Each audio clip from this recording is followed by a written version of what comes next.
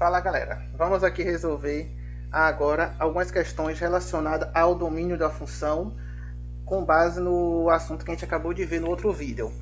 Aqui a gente traz a questão da 29 da página 137 do livro de matemática de vocês, que pede para calcular, para determinar o domínio dessas funções. Vamos determinar o domínio dessas funções e vamos visualizar o gráfico dela no GeoGebra. Então aqui ó, eu tenho uma função f de x igual a raiz de x. Como é que se determina o domínio da função do tipo irracional, que aqui é uma função irracional? Para não memorizar aquelas regrinhas que eu mostrei lá na outra apresentação, podemos fazer o seguinte: quando for analisar uma situação dessa e não lembrar, crie 3 situações modelo que servem de ponto de partida para análise. Quem são essas situações? Escolha um número que você saiba que tem raiz quadrada exata, tipo o número 4, poderia ser até o número 9 ou mais. 4 é o suficiente, já serve. Quando você analisar um número positivo, você tem que analisar o oposto dele, ou seja, o menos 4. E o número que fica exatamente entre os números positivos e os números negativos é o 0. Então a gente agora vai analisar. Qual é a raiz quadrada do número 4? A resposta é o número 2. Qual é a raiz quadrada de 0? A resposta é o número 0. Qual é a raiz quadrada de menos 4? Dê uma pausa aí no vídeo e tentem lembrar qual deve ser o resultado. Se você pausou o vídeo, bora ver agora se vocês acertou. Quem disse que a resposta é menos 2, errou por um detalhe. Menos 2, quando a gente fala em raiz quadrada, a gente fala que esses números têm que se repetir o número de vezes que o índice pediu. Como aqui é raiz quadrada, eu quero que repita 2 vezes esse número. Então, quem multiplica por ele mesmo e resulta em 4 negativo, se você disser que é menos 2, o outro também é menos 2. Quando a gente multiplica 2 vezes 2, o resultado é 4. Mas o sinal de menos multiplicado com o sinal de menos se transforma em sinal positivo. Então, aqui é mais 4 na resposta e não menos 4 como a gente quer. Ah, professor, mas pode ser menos 2 vezes mais 2 para poder dar o resultado menos 4? Se isso aqui fosse descobrir quem multiplicado por quem dá menos 4, poderia ser. Mas como isso aqui é raiz quadrada, e raiz tem a ver com potência, e potência é uma multiplicação de números iguais, de fatores iguais, isso aqui não é admitido para a raiz. Então a gente vai chegar aqui nesse caso e vai colocar esse Ezinho aqui ao contrário, cortado, e um símbolo de R. O que isso traduz para a gente em matemática? O que está escrito aqui em matemática? Está escrito não existe. Esse é o símbolo de não existir. O de existir é o sem o corte. Com o corte é a negação dele, que é não existe. Raiz real. O que isso quer dizer? Por que eu tenho que botar esse R de real? Porque vai existir um número negativo que vai ter raiz, só que ele não vai estar no campo dos números reais, ele vai estar no campo dos números complexos.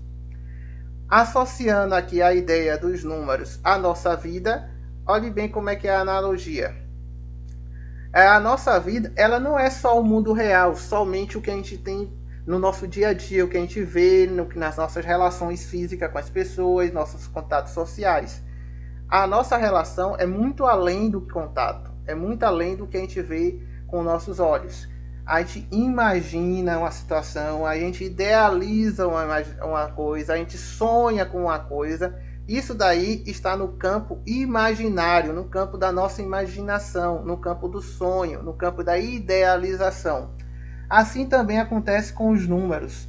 Temos os números chamados imaginários, que surgiu basicamente do estudo de raízes de números negativos. Por exemplo, raiz de menos 1 não existe.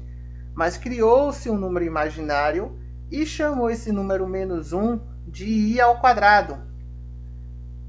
Aí vem a pergunta: quem é ao quadrado dá i ao quadrado?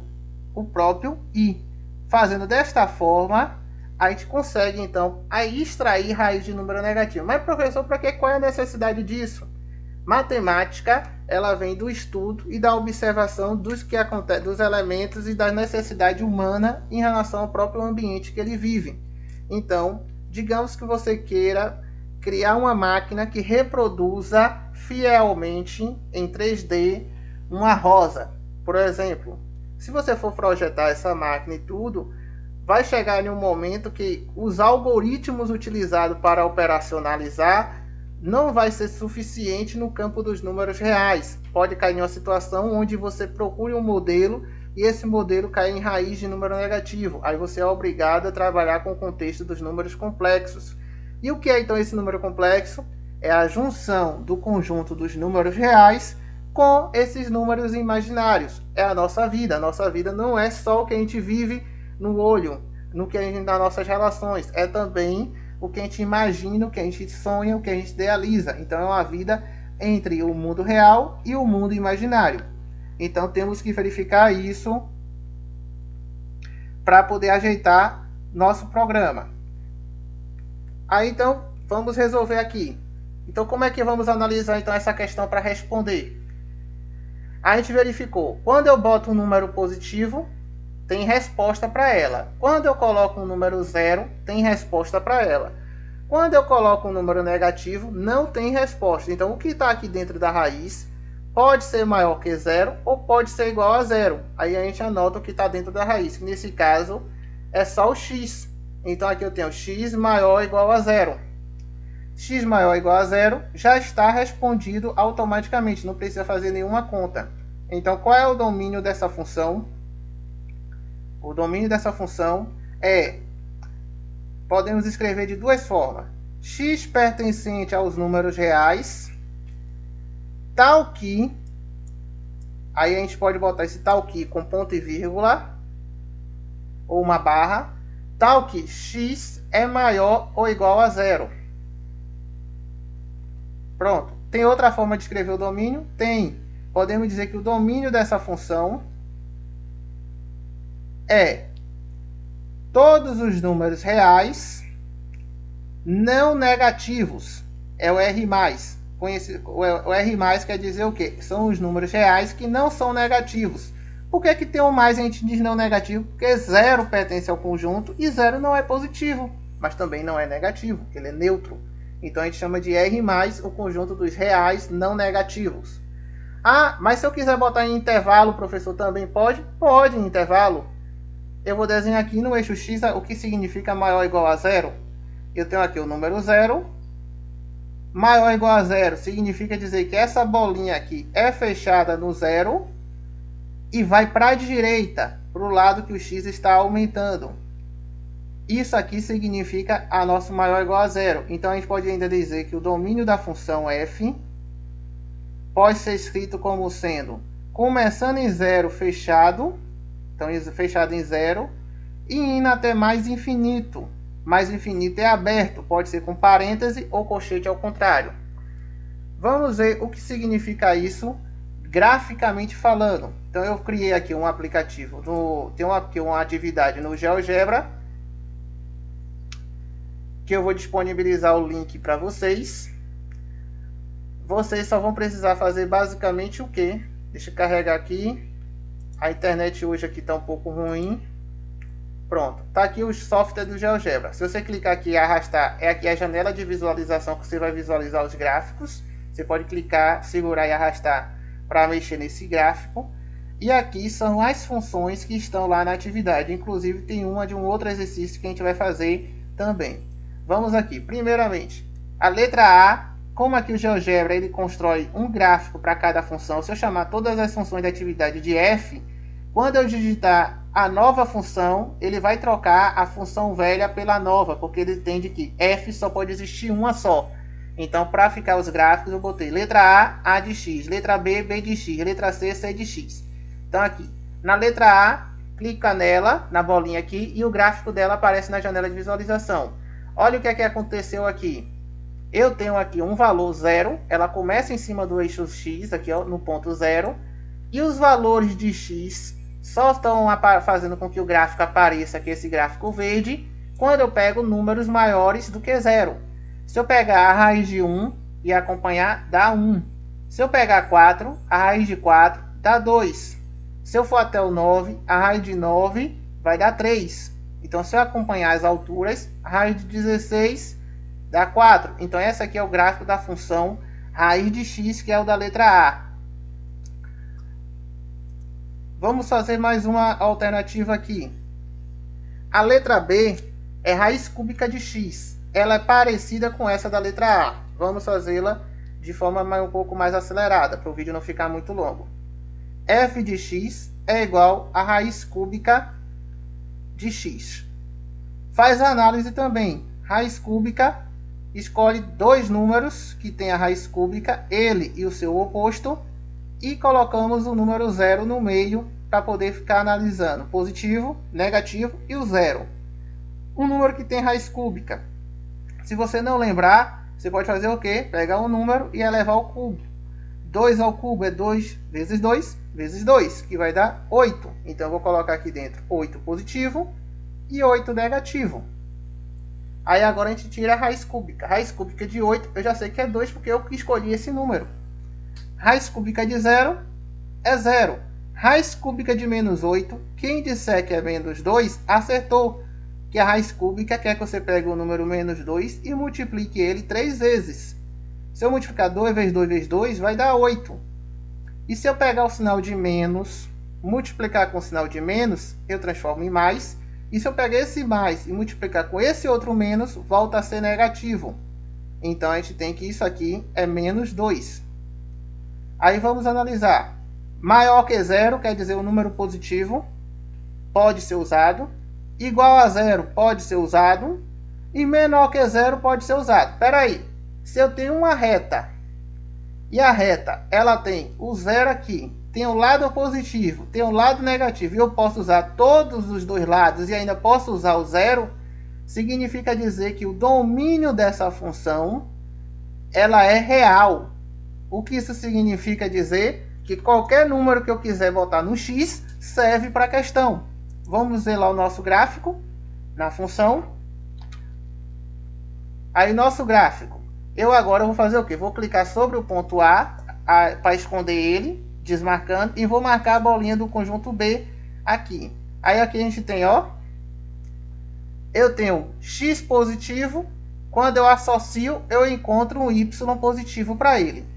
Eu tenho x negativo, que quando eu associo, eu acho um y negativo para ele. E ainda tem um 0 aqui. Observe então que qualquer número que eu escolha do lado x negativo vai acertar a função. Qualquer número que eu escolha do lado positivo, eu vou acertar a função, que vai ter sua imagem. E o próprio 0. Então a gente vai dizer que o domínio dessa função é um domínio real.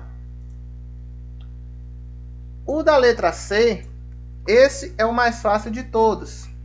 O da letra C fala o quê? Uma função f de x igual a 3x mais 5. Faz a memória. Bora dar uma pescada. O da letra B é 3x mais 5. Da letra C. Esse daqui, o domínio, ele já é real. Por que ele já é real? Porque já está definido que a função polinomial ela é real. Mas, professor, será que é mesmo? Se eu escolher botar um número positivo no lugar de x e fazer a conta 3 vezes um número positivo mais 5, vai ter resposta? Vai. Se eu colocar 0 no lugar, vai ficar 3 vezes 0 mais 5, que nesse caso a resposta já é o próprio 5. Se eu colocar um número negativo, 3 vezes um número negativo mais 5 também tem resposta. Ah, professor, não entendi esse número positivo. Tá bom, bora voltar aqui, ó, que é mais 2. Aí então aqui vai ficar 3 vezes 2, 6. 6 mais 5 é 11. Tem resposta. Se fosse 3, 3 vezes 3, 9. 9 mais 5, 14. Ah, e se for negativo, menos 2. Menos 2. 3 vezes menos 2 é menos 6. Menos 6 mais 5 vai dar menos 1. Também tem resposta. Então, qualquer número que eu associe para x, eu sempre vou ter um resultado. Vamos lá no nosso gráfico da função. Vou apagar o gráfico da letra B e fazer aqui o gráfico da função C. Observe que ela é uma reta, porque é uma função do primeiro grau. E como uma função do primeiro grau, ela sempre vai ter essa ideia de reta crescente ou decrescente. Então, é uma reta, qualquer número x que eu escolha, vai atingir a reta aqui azul em algum local e vai ter seu y. qualquer número x que eu escolha positivo vai atingir a reta e vai encontrar um valor positivo também. Então a gente vai ter sempre esse resultado possível. Vamos fazer agora a letra D. A letra D, ela já é uma função quociente ou uma função racional. O que é a função quociente ou função racional? É a função que tem função no denominador, é a função que tem variável no denominador. Então aqui é uma divisão. Aí vamos pensar em divisão. Se eu pensar em divisão, pensar em um número positivo, eu vou botar 4. Pensar em um número negativo, eu vou colocar 2, só porque eu sei que 4 divide por 2. Se eu pegar 4 e dividir por 2, vai dar 2. Mas se eu pegar o sinal positivo e dividir pelo sinal negativo, vai dar negativo. Mas se eu pegar o sinal negativo e dividir pelo sinal positivo, ainda vai dar negativo. Mas se eu pegar o sinal positivo e dividir por positivo, dá positivo. Se eu pegar negativo por negativo, vai dar positivo. Então, o meu sinal da resposta vai dar ou negativo ou vai dar positivo, dependendo do sinal desses números. Então, o número pode ser maior que 0 ou menor que 0. Aqui pode ser maior que 0 ou menor que 0. Ou seja, pode ser positivo ou pode ser negativo. O que a gente precisa verificar é, será que pode ser 0 em um deles dois? Então vamos começar com 0 aqui em cima. Eu vou dividir 0 por 2. Vou esquecer os sinais de positivo e negativo. Bora dividir somente número por número. Quanto é 0 dividido para 2? Todo mundo aí vai me responder que é 0. E acertou. Por que acertou? Porque se eu pegar esse resultado 0 e multiplicar por 2, que é a prova real da divisão, eu vou encontrar o número 0. E 0 é o numerador. Então é verdadeiro. Então o de cima aqui pode ser positivo, pode ser negativo e pode ser igual a 0. Ou seja, o número que está em cima pode ser qualquer um real. No caso aqui foi escolhido o número 5. Então não era nem problema para eu analisar. O problema para eu analisar é o denominador. Será que eu posso pegar o contrário? Dividir 2 para 0? Quanto é 2 dividido para 0? Quem responder que é 0, tem que multiplicar esse 0 pelo denominador 0 e mostrar que esse resultado volta a ser 2. Isso não acontece. Ah, pode ser então 3, pode ser 2. O resultado que você colocar aqui, você tem que mostrar que este número multiplicado por este 0 volta a ser o número que está lá em cima. Aí eu pergunto, 0 vezes quanto vai dar 2? Não existe. Não tem esse número aqui. Mas então a gente vai dizer que isso aqui não existe? Não. Isso aqui, quando vocês forem para o nível superior, isso aqui a gente vai dizer que é por enquanto, que isso aqui é indeterminado. Um número dividido por 0 é indeterminado. Quando vocês forem para o nível superior, vocês vão estudar um conteúdo chamado limite. E nele você pode ter um resultado conhecido, até poder dizer se existe ou se não existe também. Um exemplo aqui para vocês terem uma noção rápida. Se eu pegar 2 e dividir por 2, o resultado é 1. Se eu pegar esse mesmo 2 agora e dividir por 1, o resultado já é 2. Se eu pegar agora esse 2 e dividir por 0,5, quantos 0,5 tem em 2 pontos? A resposta é 4. Quantos 50 centavos tem em R$2? 4. Se eu pegar R$2 e dividir por 0,25 por 25 centavos, quanto é R$2 dividido por 25 centavos? Quantos 25 tem em R$2? 8. Se eu pegar R$2 e dividir por 1 centavo, quantos 1 centavo forma R$2? R$2 é 200 centavos. Então você tem respostas aqui. Observe que o denominador era 2, passou para 1, passou para meio, passou para 0,25, passou para 0,01.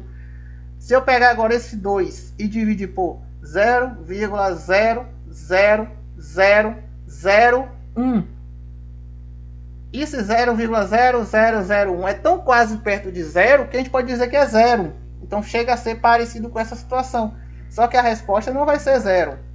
Ó, duas casas decimais, eu botei 2 zeros. Aqui tem 1, 2, 3, 4, 5. 5 casas decimais. Então eu vou colocar 5 zeros.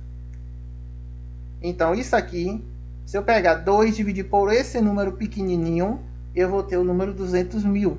Então tá dando resultado. Então por isso que a gente não vai dizer que isso aqui não existe. A gente vai chamar isso aqui de indeterminado. Quando for chegar lá no superior, que vocês estudarem limite, aí vocês vão ter uma noção melhor do que é esse valor indeterminado. Então vamos ver. Posso dividir por zero? Não. Senão a gente não vai poder ter um valor conhecido. Então a parte de baixo, ela tem que ser diferente de zero. Ela pode ser positiva, pode ser negativa, mas não pode ser zero. Então a gente vai dizer o quê? Que x² menos 9 é diferente de zero. Isso aqui é uma desigualdade. Como é que resolve uma desigualdade do segundo grau? Podemos resolver como se fosse uma equação. No caso aqui, que é uma equação do segundo grau incompleta em B, a gente pode fingir que ela é do primeiro grau. Como é que resolve o primeiro grau?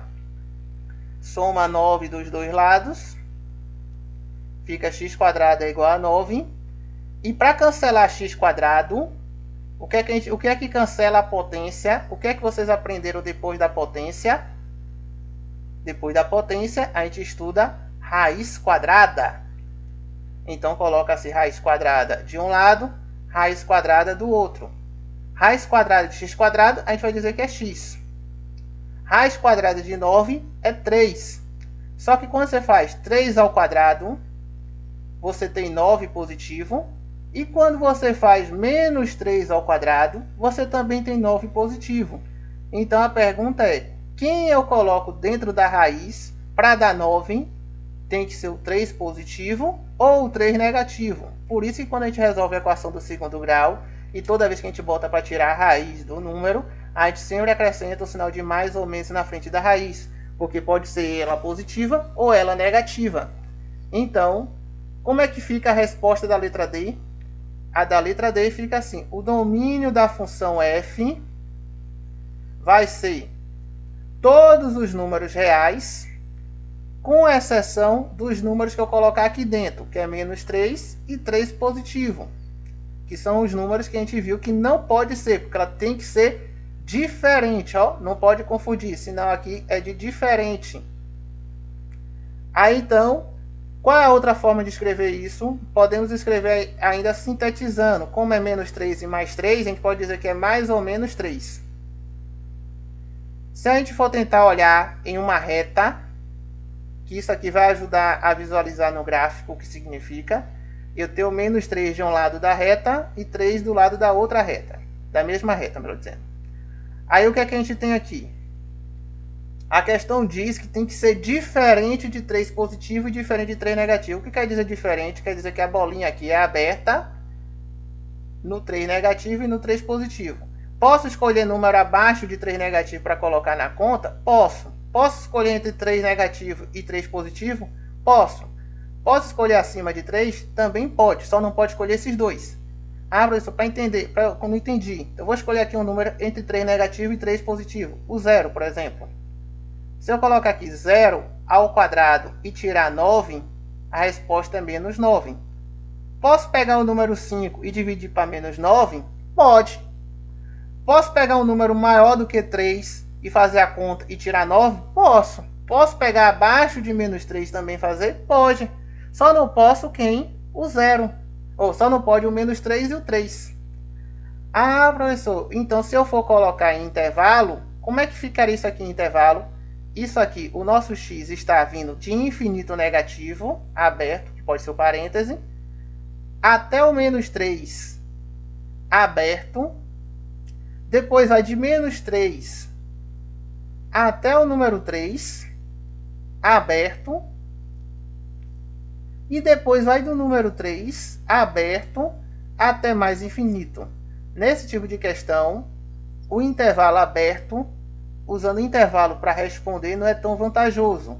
E a gente coloca o símbolo aqui de união entre eles, porque vai ter essa resposta unida a essa ou unida a essa, ou seja, ou está nesse intervalo, ou x está aqui antes do menos 3, ou ele está entre menos 3 e 3, ou ele está depois do 3. Então, por isso tem que usar essa notação do intervalo. Vamos visualizar como é que fica o gráfico dela e vamos dar uma pausa no vídeo para não ficar muito longo. Vou aqui sumir a função C e fazer a função D. Observe aqui que a função D é esse gráfico aqui, ele está quebrado. Está quebrado aonde essa função? Eu vou descer aqui a reta, ó, eu marquei aqui equação x igual a 3 e x igual a menos 3, que foram os valores que a gente encontrou, ó, fiz ela aparecer tracejada. Aí agora observe aqui, ó, antes do menos 3, o gráfico cresce, vai lá no céu. Depois do menos 3, o gráfico vem daqui de baixo, ó, vem daqui de baixo, não toca no menos 3, vai subindo, chega aqui, começa a estabiliza mais ou menos em algum local, depois começa a descer de novo, próximo do número 3. Depois ele volta a aparecer depois do 3, subindo. Tem essa quebra aqui, justamente para dizer, ó, o domínio da função é qualquer número abaixo de menos 3, entre menos 3 e 3, por isso que o gráfico está aparecendo, e depois do 3, é o domínio dessa função. Eu vou pausar esse vídeo e volto para a gente fazer mais dois gráficos. Vou fazer agora o gráfico. Bom, vou fazer logo o gráfico da função g e a gente finaliza e deixo esses gráficos aqui para vocês treinarem em casa. O gráfico da função e, ele vai ser um pouco parecido com o gráfico da função a. O gráfico da função f, ele vai ser um pouco parecido com o da função c. E o gráfico da função h vai ser um pouco parecido com o da função d. Vocês podem se espelhar por ela analisando essa situação. Agora essa função g eu gostaria de fazer com vocês e vou fazer só ela para finalizar o vídeo dessa atividade, que está ficando já longo. Então a função g diz o quê? Que f de x é um quociente mais a raiz de x menos 2. Quem é esse quociente? Deixa eu trazer a tela para enxergar. É 3 sobre x quadrado menos 6. Aqui a gente vai fazer a análise dividindo ela em duas partes. Vamos separar ela em duas partes. E vamos juntar essas duas partes. Primeiramente, a gente vai fazer a análise do quociente. O que é que a gente vai fazer aqui? 3 sobre x quadrado menos 6. Vamos analisar. E depois a gente vai fazer a parte irracional. Irracional, que é a raiz. Que é a raiz de x menos 2. Pronto. Vamos lá. Primeiramente, se é quociente, a gente acabou de fazer o caso do quociente. No caso do quociente, a gente viu o quê? Que o de cima pode ser qualquer número. Só o denominador tem que ser diferente de zero. Aí a gente pega então x quadrado menos 6 e diz que é diferente de zero. Isso parece com x quadrado menos 9, que foi a equação que a gente resolveu no problema da letra D, ó. X quadrado menos 9 diferente de zero. É parecido com ela, só que aqui agora é menos 6. Então como é que faz? Fica x quadrado, adiciona 6 dos dois lados, fica diferente de 6. X é diferente de raiz de 6. Como é que cancela o quadrado? Com a raiz. Lembrando que sempre coloca mais ou menos na frente da raiz. Aqui, como são duas respostas, bora desenhar ela aqui numa reta para entender o que significa a função quociente aqui. Eu tenho duas respostas, raiz de 6 negativa, raiz de 6 positiva. Vamos interpretar então o que ela quer dizer para a gente essa questão. Ela está dizendo que é diferente de raiz de 6 positiva, quer dizer então que a bolinha é aberta. E é diferente de raiz de 6 negativa, então quer dizer que a bolinha aqui também é aberta. Quando ele diz diferente, pode ser antes dele? Pode. Pode ser entre eles dois? Pode. Pode ser acima dele? Pode. Só não pode aonde? No raiz de 6 positivo e no raiz de 6 negativo. É o único lugar que ela não aceita. Deixa eu fazer aqui a bolinha aberta, fica mais visível. Pronto. Vamos então agora analisar a outra função, a função irracional. O que é que a função irracional tem? A gente vai aqui analisar usando o exemplo que a gente fez na letra A, que é parecido, ó, que é raiz de x. Quando é que a gente analisou o radical, usou o exemplo do número 4, do 0 e menos 4, e concluímos que o número só podia ser maior ou igual a 0. Então vamos fazer a mesma coisa aqui. E essa parte que eu vou fazer aqui, da irracional, é o que está pedindo na letra A. Deixa eu ver qual é a letra. A letra E é basicamente o que eu vou fazer aqui agora com a letra G. Esse pedaço da letra G. Então a gente vai dizer o quê? Que isso aqui é maior ou igual a 0. Aí a gente vai e anota. X menos 2 é maior ou igual a 0. Isso é uma inequação do primeiro grau. Inequação do primeiro grau, você pode resolver ela diretamente na inequação. Como é que faz para deixar x positivo? Para deixar x sozinho, soma 2 nos dois membros. E você vai concluir que x é maior ou igual a 2. Pronto.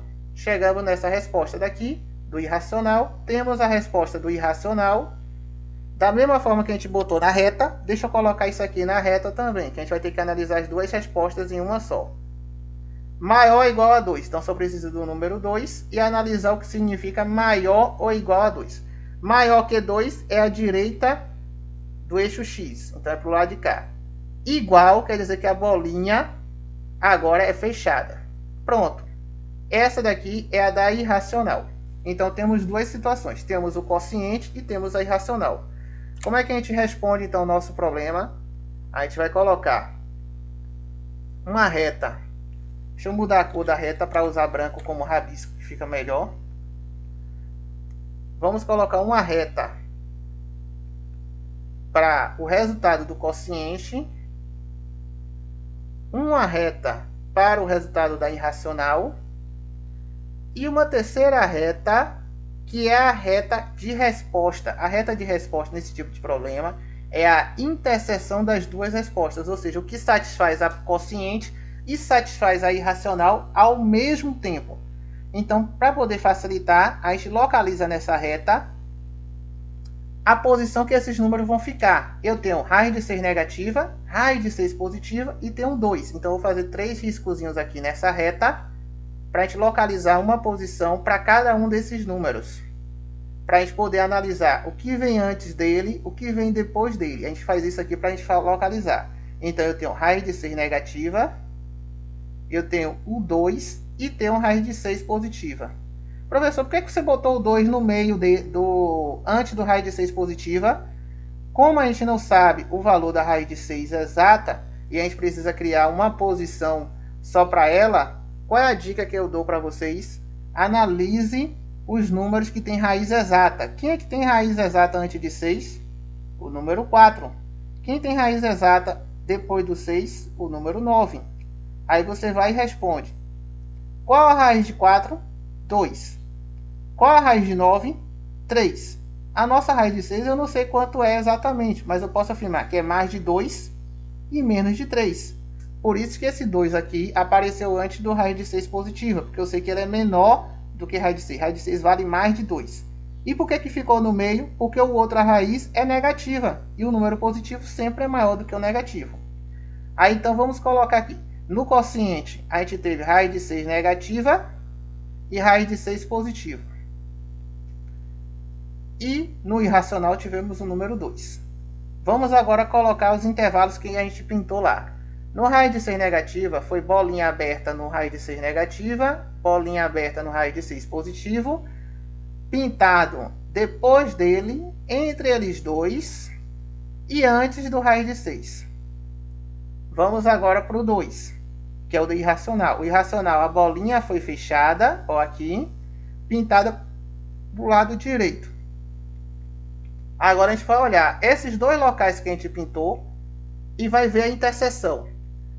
Antes do raiz de 6 negativa, não tem dentro da irracional. Então não vou pintar aqui na resposta. Entre raiz de 6 negativa e o 2, só tem no quociente. Aqui também não tem. Então não vou pintar aqui. O espaço entre o 2 e o raiz de 6 positiva está pintado nos dois. Então esse espaço vai pintar aqui também. Porque é o que tem em comum neles dois. Interseção que tem em comum. Além de ter em comum entre esse espaço, tem depois da raiz de 6, ó. Depois da raiz de 6, os dois também tem. Eu vou pintar então aqui também. Agora só preciso definir se a bola da raiz de 2 é fechada ou aberta e a bola da raiz de 6 é fechada ou aberta. No irracional, a bola do raiz de 2 está fechada. Aí então a gente tem que verificar. Nesse espaço daqui de cima, também tem um número 2. Só que esse 2 está dentro ou está depois? Basta analisar. Se o número diz que é de raiz de 6 para cima, raiz de 6 negativa até raiz de 6 positiva, o número 2 está no meio. Então está aqui dentro, está fechado. Então a gente coloca fechado aqui embaixo, na interseção. Só que raiz de 6 está aberta no quociente, mas ele está fechado aqui no irracional. Por que eu sei que está fechado? Porque eu disse que é maior do que 2. Raiz de 6 é maior do que 2. Então, ele está aqui dentro, mas não está no outro. Então, a gente vai deixar que a bolinha dele então fique vazada, fique aberta. Então, como é que a gente vai escrever o domínio dessa função agora? O domínio da função f vai ser escrito. Primeiramente, eu vou escrever usando linguagem de x. Eu posso dizer o seguinte, que é x pertencente aos números reais, tal que, pode ser com barra ou ponto e vírgula, tal que o que? X, ele tem que ser maior do que 2, maior ou igual a 2, e acabou o espaço para eu escrever para o lado. Eu vou botar aqui, raiz de i diferente da raiz de 6.